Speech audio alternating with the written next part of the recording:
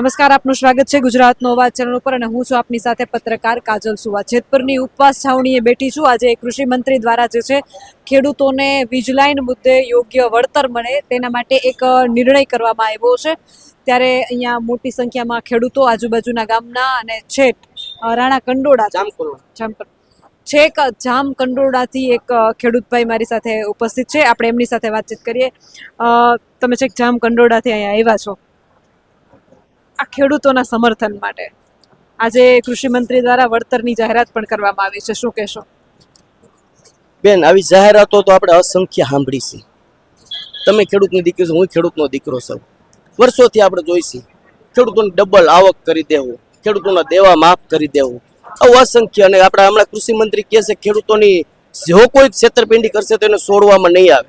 તો હું એમ કહું છું કે ખેડૂતોની છેતરપિંડી કરે છે કોણ? મોટામાં મોટી છેતરપિંડી કોઈ પણ કરતા હોય તો ભારતીય જનતા પાર્ટીના નેતાઓ કરે છે. હવે ડબલ આવકની વાત કરી દીધો, ખેડૂતની પરિસ્થિતિ શું છે? દરેક વસ્તુ ખેડૂતનો દીકરો સવારે ઉઠીને લેવા જાય તો 1ના 3 ગણા ભાવ ચૂકવે છે.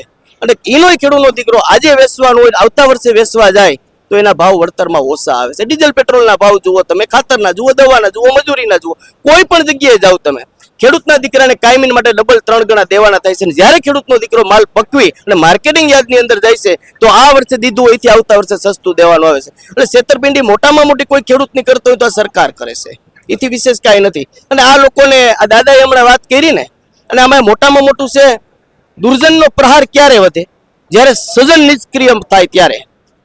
સજન માણસો છે નિષ્ક્રિય થઈને બેઠા છે, જે બધું જાણે છે, જોવે છે, બધી ખબર પડે છે, છતાં પણ શાંતિથી, કારણ કે ઈડી સીડીની બધાને બીક લાગે છે. હવે તમે જે હું એન્કર તરીકે તમને વર્ષોથી જોઉં છું કે ખેડૂતો તમે કાયમને ઉઘાડા પગે મેં તમને જોયા છે કે ખેડૂતના ખેતરમાં આટા મારતા હતા. તો ચેનલ તમે એક જ ચલાવો છો, અસંખ્ય ચેનલો હાલે છે, કાં કોઈ આગળ નો આવે, કાં કોઈ ખેડૂતનો અવાજ ઉઠાવે નહીં. તમે એક જ કેમાં ખેડૂતની પીડાને વારંવાર રજૂ કરો છો ને આગળ લાવો છો. તો હું કાં તમે ખોટા છો કે ખેડૂત ખોટા છે, ઓલા બધા સાચા છે, એનો મતલબ એવો થાય? એવું નથી બેન. બધાની નિષ્ક્રિયતા છે ને બધાને પદ પ્રતિષ્ઠા અને પૈસા સિવાય કોઈ બીજો ધંધો નથી. આજે 182 ધારાસભ્ય છે, એમાં 120 તો ખેડૂતના દીકરા છે સીધી લીટીના. આજે આવડું મોટું આંદોલન છે, 15 દિવસથી આ લોકો ભૂખ્યા બેઠા છે. શા માટે બેહવું પડે છે? આ લોકોને નથી ખબર પડતી કે કોઈની બાપદાદાની મિલકતમાં થાંભલા ખોડવા નીકળ્યા છે તો એની પરમિશન લેવી જોઈએ, એને યોગ્ય વળતર દેવું જોઈએ, એ નથી ખબર પડતી. આજ કોઈ પણ આપણે આ મોબાઈલ વાળા ટાવર આપણે કોઈ પ્લોટમાં કે ધાબા પર એ લોકો વ્યવહારિક ભાડું આપે છે, તો આ લોકોને કેમ ભાડું આપતા ગાંઠા વરે છે? ખેડૂતની કલેજા જેવી જમીન ઉપર થાંભલા ખોડવા છે અને વળતર દેવું નથી. અને આ કંપની વાળા સરકાર નથી હાલતી, કંપની વાળા સરકારને ચલાવે છે. આનો મતલબ એ જ છે વિશે 182 માંથી આ જ ગામના, જેતપુર ગામના ધારાસભ્ય છે અને મિનિસ્ટર પણ છે મિત્રો, પણ આજે એક શબ્દ બોલવા કોઈ તૈયાર નથી. જસદણના કોઈ પણ આપણે ધારાસભ્ય જાઓ, ખેડૂતના જયારે ચૂંટણી આવશે ત્યારે બધા એમ ખેડૂતના નેતા છે, ખેડૂતના દીકરા છે, સમાજના છે, ફલાણા છે, ઢીકલા સમાજ, કોઈ વસ્તુ થઈને નીકળશે. પણ જયારે ખેડૂતની ઉપર અત્યાચાર થયો, અન્યાય થયો, ખેડૂતની બેન દીકરી ઉપર લાઠીચાર્જ થયો, ત્યારે મિત્રો આ લોકો પાસે કોઈ પણ બોલવાનો ટાઈમ નથી. અને જો કોઈ બોલે તો ઈડી ને સીડી. આવા દાદા જેવા તો કો કહેશે કે એટલા હોદા ભોગવવા છતાંય ગીંજામાં કાંઈ હોદા નહીં, કાંઈ નહીં, ને પૈસા નહીં, કાંઈ પ્રતિષ્ઠા કાંઈ નહીં. આવા માણસો કેટલા? રાજકારણ ખરેખર આને કહેવાય, સમાજની સેવા આને કહેવાય. બાકી તો બીડીના વેતનો તો એને બંગલા થઈ ગયા છે, સકડા રિક્ષા નો તો એની પાસે મોટી મોટી ફોર્ચ્યુનર ગાડીઓ છે, જેની પાસે ખાવા ખેતર નો તો હજારો વીઘાના ખાતેદાર થઈ ગયા છે. આપણે જોઈએ જ છીએ આ કેના આધારે, ક્યાં કેવો ધંધો એવો એની પાસે છે. અને 80 કરોડ જનતાને મફત ખાવાનું આપે છે. આ ખેડૂતના ભોગે, ખેડૂત પાસેથી મફત લઈ અને મફત આપે છે, પાછા તો માથે હાથ રાખે છે કે અમે ખેડૂતને આપીએ છીએ. અને તમારો બાપા 400 રૂપિયામાં 500 રૂપિયામાં ઘઉં ખેડૂતે વેચા છે. ચોખાનો ભાવ જો, મકાઈનો જો, કોઈ પણ તમે કઠોળના જુઓ કે મગફળીના જુઓ, કોઈ પણ આપણે લેવા જાવ તો 3 ગણા ભાવ. હમણાં હજી વાવણી થવા તૈયારી થઈ તો મગફળીનું બિયારણ દીધું. હવે કોઈ ખેડૂતના દીકરાને બધાને ખબર પડે કે વહેલું મગફળીનું બિયારણ દેવું પડે. હજી હું 10 દી પહેલા મગફળીનું બિયારણ લેવું, નવી માર્કેટિંગ યાર્ડમાં મારે વેચવાનું છે. હવે આપણે આની વાટે બિયારણની વાટે રહેતા હોય. આ સરકાર અને છેતરવાની વાત કરતો આ છેતરાનો કહેવાય.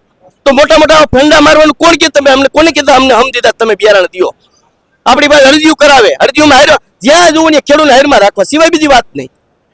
મગફળીનું રજીસ્ટ્રેશન કરાવવું હોય તો હારમાં રહેવાનું, પાછું ઓનલાઈન આપણું પાસ થાય તો હારમાં રહેવાનું, વેચવા જવાનું તો હારમાં રહેવાનું, પૈસા લેવાનું તો હારમાં રહેવાનું. 2,000 હપ્તા દઈએ. હવે ખેડૂત ભિખારીના દીકરા છે તે તમે 2,000 હપ્તા દો. ખેડૂતનો દીકરો બેન, હું ખેડૂતનો દીકરો છું, રાતથી ટ્રેક્ટર રાખું છું. મહિન્દ્રા ટ્રેક્ટર ને સાંજે સવારે સેલ મારો ને સાંજે 10 કલાક હાકો ને એટલે 3000 નું ડીઝલ બારે ને 1500 રૂપિયા સરકારના ટેક્સમાં જાય છે. હવે આ આપણને 2000 રૂપિયા આપે છે. એક દિમાગ ખેડૂતનો દીકરોને 2000 પાસા દઈ દે છે અને 3-4 મહિને 2000 ના હપ્તા આપે.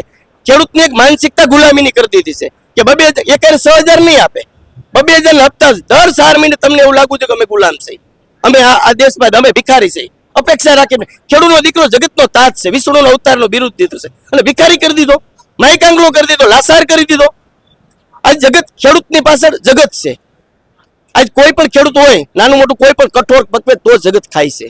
આ ખેડૂતના દીકરા ઉત્સાહ કરે ને તો બધાને રોડમાંથી આવીને ભીખ માંગવાનો વારો આવશે. જ્યાં સુધી માન મર્યાદાને મોભામાં ને જ્યાં સુધી અને ખેડૂતના દીકરાને આજ કોઈને પોતાના સંતાનોને ખેતી કરાવવી નથી. આજ મારે મારા સંતાનને નથી કરાવવી. શા માટે નથી કરાવવી? બાપ દાદાની મિલકત છે ને આપણી, છતાં આપણે ખેતી કરાવીને શું કરવાને? કારણ કે ખેતીમાં કોઈ દીકરી નથી દેતું. આ પરિસ્થિતિ ખેતીની થઈ છે. બાપ દાદાની મિલકત છે, કિંમતી છે, બધું છે, છતાંય કોઈ ખેતી કરવા તૈયાર નથી. નાનો મોટો ધંધો કરવો છે, મજૂરી કરવી છે, પણ ખેતી નથી કરી. બાપ દાદાની છે તોય શા માટે? કારણ કે આ પરવડતું નથી. મોંઘું લેવાનું, સસ્તું કાયમી માટે ક્યાં સુધી ખેડૂત ટકી શકશે? ગામડા ભાંગી રહ્યા છે અને ભાંગવા માંડ્યા છે. આજ ગામડાની અંદર કોઈ રહેવા ખુશી નથી, ગામડાની અંદર કોઈ દીકરી દેવા ખુશી નથી. શા માટે નથી દેતા? આ બધું ઘણું બધું આનું નિવારણ કરવું પડે એમ છે. જ્યાં સુધી આમ તો વાત તો પ્રજાનો અને ખેડૂતો 30-30 વર્ષથી આને ધબા મારી છે, છતાંય જ અહીંયા આવડી આ ઉપવાસની સાવણીમાં તમે બેઠા શા માટે બેહવું પડે? આ લોકોને નથી ખબર પડતી? ત્યાં બેઠા એને બુદ્ધિ નથી? આપણા કરતા તો બધા બુદ્ધિશાળી જ છે ને.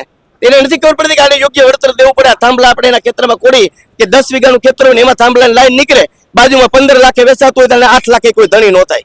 એને નથી ખબર પડતી? એને ખેતર છે જ બધાને અને બધાને ખબર છે, પણ છતાંય કોઈ મિંજરા થઈ ગયા છે દેશી ભાષામાં કહીને, અને હાલતું નથી. આ ખાલી ધારાસભ્ય છે, સાંસદ સભ્ય છે, ખાલી કહેવાના છે. ગોપાલ ઇટાલી સાચી વાત કરે છે, આ માત્ર ઓળા છે.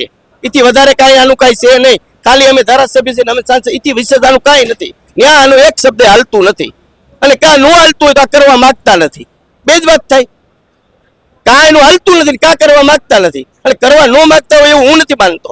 કારણ કે એનું ગામ હોય, પોતાનું ગામ હોય, આ લોકોએ મત આપ્યા હોય, બધા આપણે ખેડૂતના દીકરાને મત આપીને આ સરકાર બનાવતા હોય તો એને એટલી તો લાગણી હોય જ. પણ વાહ એનું ઉપજતું નથી, ત્યાં બોલાય એમ નથી. કારણ કે એને વળતી ટિકિટ જોઈશે પાછી, અને નાના મોટા ભ્રષ્ટાચાર કર્યા જ હોય આને. એટલે એમાં ક્યાંક ને ક્યાંક કુંડારામાં પગ હોય, એટલે જેલમાં જવાની બીક લાગે, ટિકિટ ન મળે આવતી ટર્મમાં. આ બધી એને લાલચ છે. માત્ર ને માત્ર પદ, પ્રતિષ્ઠા અને પૈસા માટે આ લોકો રાજકારણ કરે છે બેન. કોઈ જનતા માટે નથી કરતા, કોઈ ખેડૂતો માટે નથી કરતા. માત્ર ને માત્ર વાતું છે આ બધી. એથી વિશેષ કઈ છે નહીં. વધારે તો હું કહું હવે. આટલો બધો આક્રોશ લઈને આવ્યા છો, પણ મારે એ તમને પૂછું છું, મગફળીના ભાવ કેવા છે? મગફળીના ભાવ બેન, તમે તો મારા કરતા ઘણા નાના છો. એક સમયે આ વડીલને ખબર છે કે 1 તોલું હોનું સામે 1 ખાંડી આપણી મગફળી હોય. તો આજે 1 તોલું હોનું લેવું હોય કેટલી ખાંડી મગફળી વેચવી પડે? 10 ગણા ભાવ હોનાના થયા છે. મગફળીને અન્ય છે. આજ 10 વર્ષથી આપણે જોઈશે 1200 મગફળી વેચાય છે.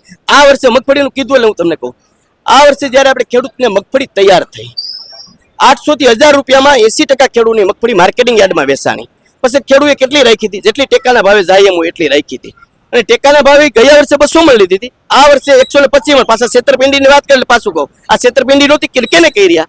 આ કોઈ બીજા કરવા પાકિસ્તાન વાળા કરવા આવ્યા હતા? 200 માં 125 માં મગફળી પાકિસ્તાન વાળા કરવા આવ્યા હતા. આ સરકારે છેતરપિંડી ખેડૂતો નથી કરી અને 125 આલો કાંઈ વાંધો નહીં લીધી. એને 1456 રૂપિયામાં આપણી પાસે મગફળી ખેડૂતોને 125 મણ લેખે લીધી. તે પછી 1.5 મહિને ખેડૂતોએ વેપારીને મગફળી આપી દીધી, ખેડૂતોએ સરકારને મગફળી આપી દીધી. એવું થી 1.5 મહિનાની અંદર શું થયું બેન કે 1700 અને 1800 રૂપિયા મગફળીના થઈ ગયા. જે ખેડૂતોએ 800 ની આપી હતી 1800 રૂપિયા કેવી રીતે થઈ ગયા? 1.5 મહિના ખેડૂત 5 મહિના રાત દિવસ મહેનત કરી, ઉજાગરા કરી અને અતિવૃષ્ટિ એનો સામનો કરી, રાતે ઠેસર હલર હાકી, મજૂર ન જડતા હોય તો જે કરવું પડે કરી અને મગફળી તૈયાર કરી અને માર્કેટિંગ યાર્ડમાં લઈને ગયા તો 800 1000 વેચી. અને એ નહીં મગફળી 1800 રૂપિયામાં 1.5 મહિનામાં માર્કેટમાં વેચાતી હતી બેન. તો આ કેનો પાપ? આ પાપ કેનું? માત્ર ને માત્ર સરકારને જ આયાત નિકાસનો વહીવટ તો એ જ કરે છે કે હું કે તમે તો નથી કરતા. તો એને ખ્યાલ હોવો જોઈએ ને કે આપણા ગુજરાતમાં કે આપણા સૌરાષ્ટ્રમાં કે જે કઈ મગફળી એટલી તૈયાર થઈ તો આપણે એનું તેલની નિકાસ કેટલી કરવી, કેટલી રાખવી એ નિર્ણય. પણ વેપારીના ગોડાઉનમાં અને સરકારના ગોડાઉનમાં મગફળી જેવી ખબર પડી ખેડૂત પાસે તો કોઈ પાસે નહોતી. ખેડૂત પાસે જે હતી સરકારને આપી દીધી હતી, અગાઉ વેપારીને આપી દીધી હતી. અને જેવી એના ગોડાઉનમાં બેમાં ગયેલા 1800 રૂપિયા સીધો 1000 રૂપિયાનો ઉછાળો આવ્યો બેન. આ ખેડૂતના પેટમાં પાટું નથી બીજું શું છે? અને પાછા છેતરપિંડીની વાત કરે છે. ઈ નહીં એટલે ત્યારે આવું બધું થાય ત્યારે દુઃખ થાય, પણ જ્યાં સુધી એક અહંકારનો અંત નહીં આવે ને ત્યાં સુધી આ પરિસ્થિતિ રહે. અને આ દાદાએ કીધું ને, રાવણ વહી ગયો, હરણાકુશ વહી ગયો, દુર્યોધન વહી ગયો, કંસ વહી ગયો, આ કઈ રહેવાના નથી, પણ સમય લાગશે. સમયનું કામ કરશે. જ્યારે એનો પાપનો ઘડો ભરાય ને ત્યારે બધું સેટિંગ થાય. ત્યાં લગર તો આ લોકો રાજ કરશે હજી. અને ખેડૂત છે એ ભોરો છે. આ 2,000 હપ્તામાં આવી જાય, 200 ગ્રામ ભજીયા 2 મૂંગફાના ઢેફલામાં આવી જાય. ચૂંટણી આવશે ને એટલે કરશે ભજીયાના ગાણવા ચાલુ. આના માથે પનિયા બાંધીને અહીંયા બેઠા છે ને, આના પનિયા બાંધી પાછા ભજીયા ખાવા જાય ને ભાજપમાં ટીકા મારશે. અને પછી પાછા આના રોહે, આના આ જ ખેડૂત રોહે. સમજી ગયા? આ પરિસ્થિતિના હિસાબે. બાકી મશીનમાં કાંઈ નથી થતું. મશીન માણસો મશીન છે. મશીનની જેમ લોકો ઉપયોગ કરે છે. મશીનમાં કાંઈ નથી થતું, પણ આ મશીન સમજે છે ને બધા, અને મશીન જ છે. સીધી વાત છે. અંધભક્ત ભાઈ વધારે થાય. આ વાત હાસી છે તમારી.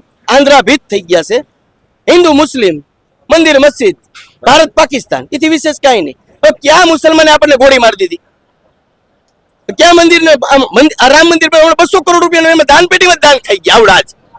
ત્યાં કોઈ પાકિસ્તાન વાળા આવ્યા છે? ત્યાં મોહમ્મદ ગઝની આવ્યો છે? 200 કરોડ દાન પેટીના ખાઈ જતા હોય એ હું આપણને ભલું કરી દઈએ આપણું બીજાને મૂકે. જે મંદિરના નામે સરકાર બનાવી હોય, ગાયોના નામે સરકાર બનાવી હોય, હવે મંદિરનું ગાયોનું ન મૂકતા હોય, મારું તમારું મૂકે. એટલે બેન આ બધી વાર્તાઓ છે. જ્યાં સુધી એનો અંત નહીં આવે ને ત્યાં સુધી આ પરિસ્થિતિ રહે.